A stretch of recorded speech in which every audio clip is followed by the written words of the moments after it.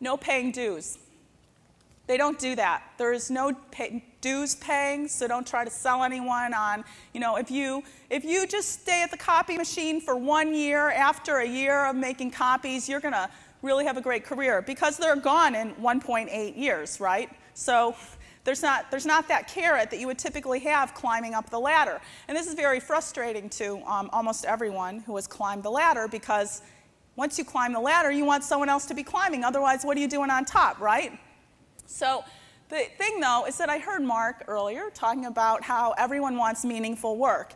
And that's across the board. That's not just like old people want meaningful work. That's like the 20-year-old with no work experience wants meaningful work. And it's not actually that unreasonable a thing to ask for. No one has ever asked for it before, but not because they didn't want it at age 20, but because they didn't have the power to ask for it, I think. I mean, my generation, Generation X, really wanted it, but we're like, minuscule. We're nothing in the demographic lottery, so we couldn't ask for it. But Generation Y's got a lot of power, and they feel very comfortable saying, I'm not doing your copy machine job.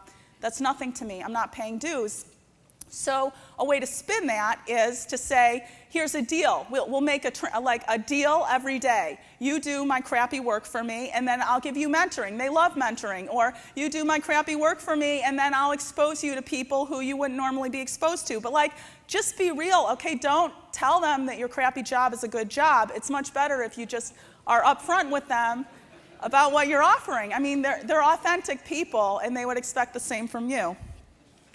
Number 6, no working 9 to 5. I know that it's really comforting to have people work 9 to 5 because then you can watch them all the time. But if you watch this generation, you'll just see them listening to their iPod and doing IM all day. So there's no point in having them in front of you because it'll just piss you off. So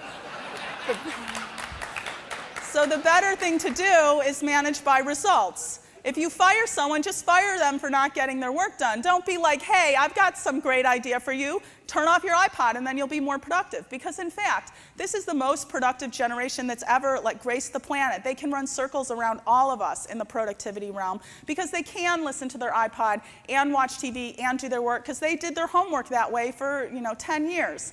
So even though you don't understand it, it doesn't mean that you need to make it go away.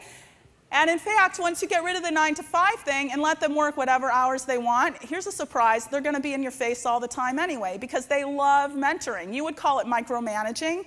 They call it mentoring. And they want to know every minute, how'd you like what I did last week? How'd you like what I did right now? What do you think we should be doing at lunch? Do you want to go out for drinks with me? They're going to be in your face constantly.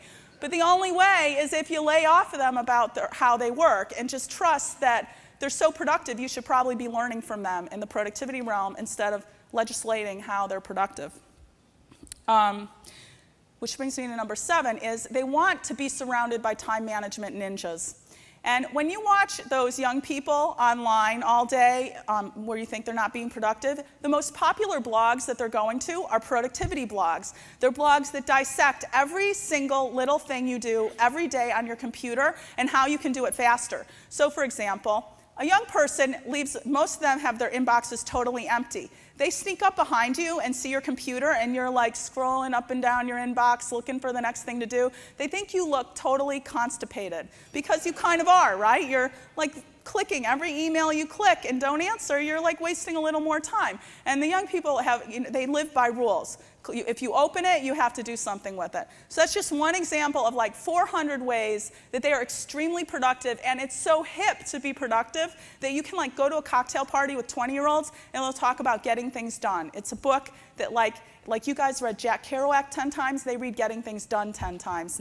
And they're very conversant on that productivity is about understanding your personal goals, and self-discipline is about having clear goals. And this is normal 20-year-old talk, and it's really important to them because you guys probably raised all your kids and said, hey, no watching TV, that's so unproductive. Go to soccer, go get Stanley Kaplan, go get all your stuff and be straight A students that are achievers. And so they grow up and they're achievers and they're really productive at work, and they get very frustrated because to them, scrolling through your email and being unproductive is like watching TV, and you guys raised them to think that's terrible.